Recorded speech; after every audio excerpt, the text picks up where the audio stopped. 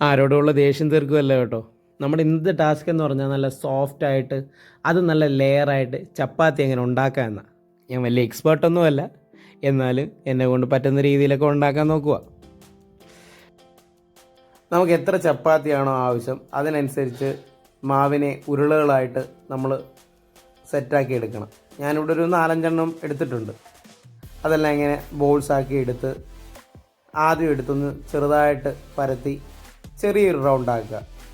എന്നിട്ട് അതിനകത്ത് കുറച്ച് എണ്ണ തൂക്കുക, എന്നിട്ട് ഒന്ന് മടക്കുക, വീണ്ടും കുറച്ച് എണ്ണ തൂക്കുക, ഒന്ന് മടക്കുക. അപ്പോൾ നമുക്കൊരു ട്രയാങ്കിൾ ഷേപ്പ് പോലെ കിട്ടും. അങ്ങനെ നമ്മുടെ ഫസ്റ്റ് ഫേസ് നമ്മൾ സെറ്റാക്കി എടുത്തിട്ടുണ്ട്. ഇനി ഇതിൻ്റെ അടുത്ത പരിപാടി എന്ന് പറഞ്ഞാൽ ഈ മടക്കി റെഡിയാക്കി എടുത്തേക്കുന്നതിനെ വീണ്ടും പരത്തി വലുതാക്കുക. എത്ര ചപ്പാത്തി ഉണ്ടാക്കിയാലും റൗണ്ടായി കിട്ടുക എന്ന് പറഞ്ഞാൽ വലിയ പാടുള്ള കാര്യമാണ്. അങ്ങനെ നമ്മൾ ഇനി ചപ്പാത്തി ചുട്ടെടുക്കുക. പാനൊക്കെ എടുത്ത് സെറ്റാക്കി വെച്ചൊന്ന് ചൂടായപ്പോഴത്തേന് അവിടെ എല്ലാം അങ്ങ് ക്ലീൻ ചെയ്ത്, ഇല്ലെങ്കിൽ അമ്മയുടെ വായിരിക്കുന്നത് നല്ലതായിട്ട് കേൾക്കാം. പാൻ ചൂടായി. അങ്ങനെ നമ്മൾ ആദ്യം ചപ്പാത്തിയൊക്കെ ഇട്ട് സെറ്റ് ചെയ്തു. ഷേപ്പൊന്നും റൗണ്ടായിട്ടില്ല, എന്നാലും ആദ്യത്തെ ട്രൈ അല്ലേ.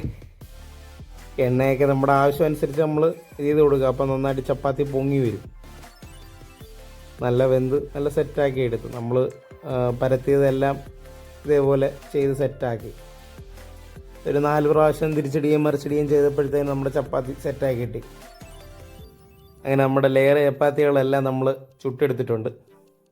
ഇത് വേണമെങ്കിൽ നമുക്കൊരു ഷവർമ പോലെ ഉണ്ടാക്കി കഴിക്കാം, ഫില്ലിങ്സൊക്കെ ഇതിനകത്ത് കയറ്റി.